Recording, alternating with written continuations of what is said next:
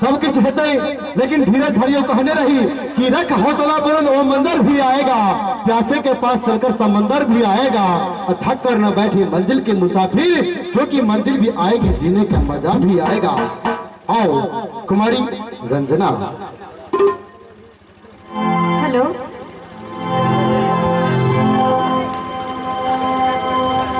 हम छी मिथिला के बेटी, मिथिले में रही छी। हम छी मिथिला के बेटी, मिथिले में रही छी। सीता हमर बहिन अछि, पाहुन हमर राम अछि। एतबी के का रंजना के बिनती सुनो, झीक के गड़गड़ाए थपुरी हवा के चाही, आशीर्वाद नहीं देवे मिथिला के बेटी के।